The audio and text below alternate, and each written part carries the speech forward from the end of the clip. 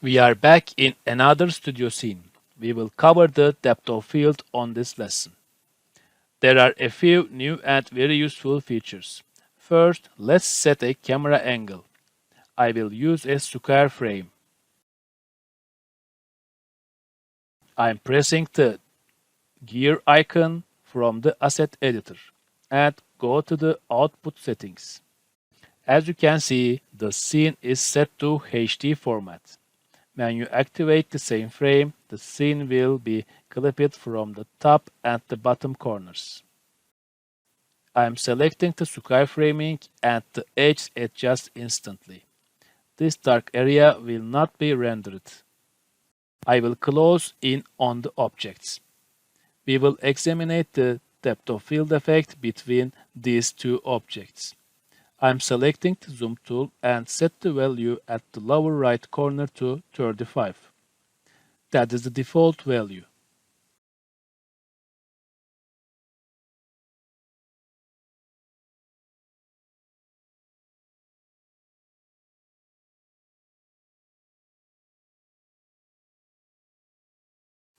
After I set my angle, I select two-point perspective. This setting straightens up the vertical surface. I'm updating the scene and get it ready. I have rectangle lights around my scene, and the V-Ray render settings are set to default.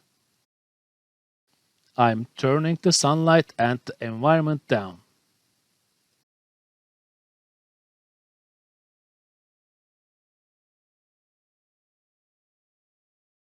I'm selecting the interactive render and activate the material override from below. This way I will be able to see the depth of field effect quickly.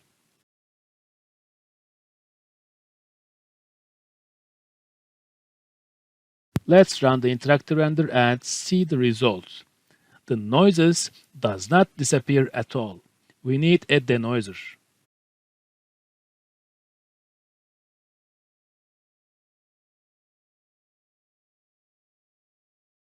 Also, the scene is dark. You don't need to set this from the camera every time. Instead, you can brighten it from the frame buffer exposure.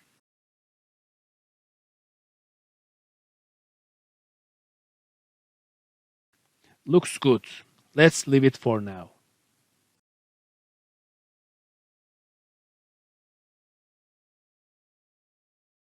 And I activate the depth of field.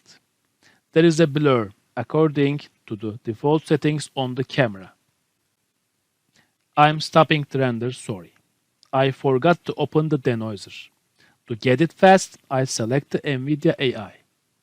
Let's raise the frequency a bit.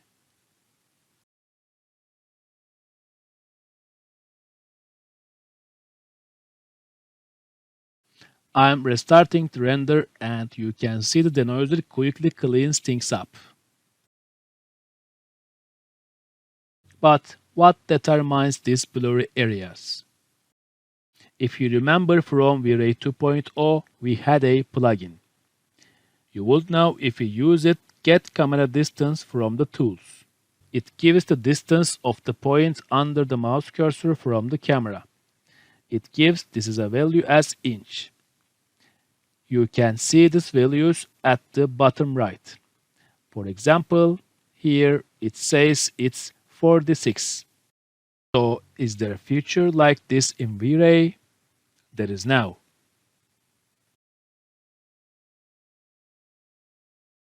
There is a button in Asset Editor Camera. It's called Pick Point. Now when I press the pick point and click it to some point from before, as you can see it returned the value of 46. So we no longer need the get camera distance plugin. The value in the focus distance is inches. But what happens when you click on this? The camera, it sets its focus to that distance. The front and back stands get blurry. Now let's boost this effect a bit.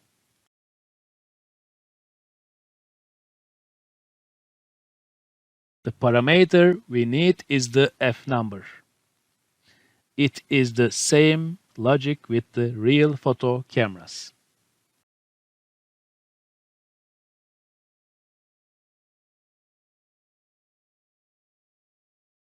When we set this value to 6, our scene will brighten up and the depth of field will be stronger.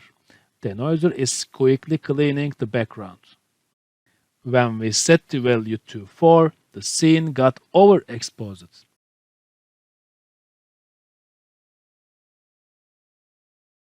I set the value to 3 in the end and leave it.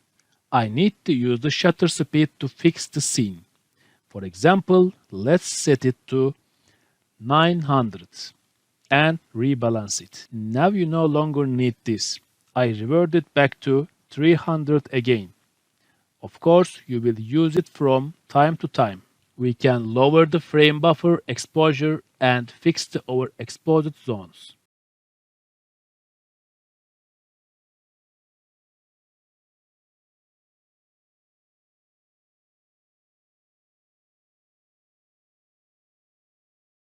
As you can see, the depth of field effect is very strong and apparent as we set it to 3. Now let's check the other settings. I'm closing this. I activate the pick point and now I'm clicking over the strands corner. The camera will focus on there. We can do a fake version of this effect with Z-depth, but Z-depth isn't looked as realistic. There are some plugins for this too, like a Depth of Field Pro.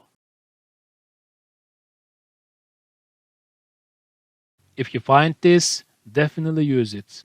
It will return more professional results. But can Photoshop do this? A bit, with the Z-depth.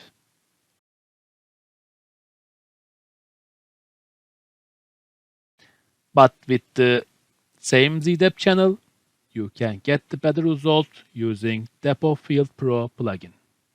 The best one is the original one, but you cannot do post-production on this.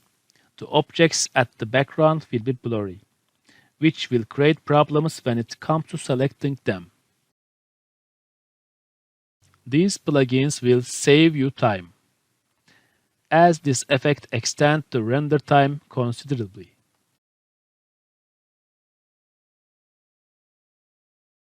Let's click on the stand at the rear with the pick point. As you see, the camera focuses there. Now let's click on a space. As you can see, since the corner of the strand is at the same distance, it also got into focus.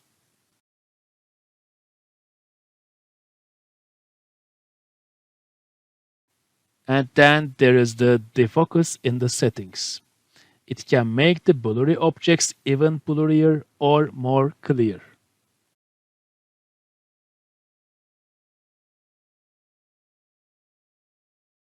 I click on the pick point and select the box. The objects at the front, the and back got blurred. If I increase the defocus, the effect gets stronger, as you can see. Everything around will be blurred. You can see it clearly with the interactive render.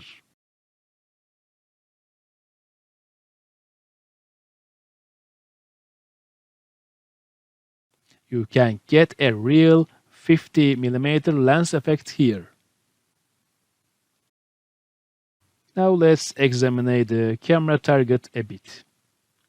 The middle of the frame will always be clear this way.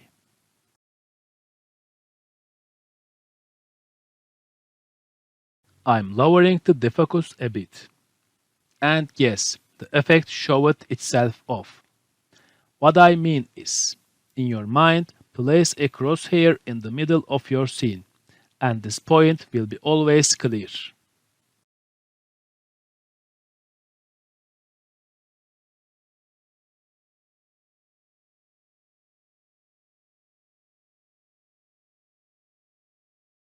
I'm rotating my camera, and now let's zoom into the objects. As you can see, the box is clear, and the back stand will be blurry in relation to the midpoint.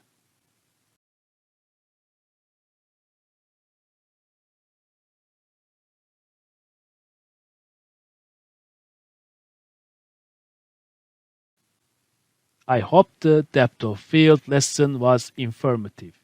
Goodbye.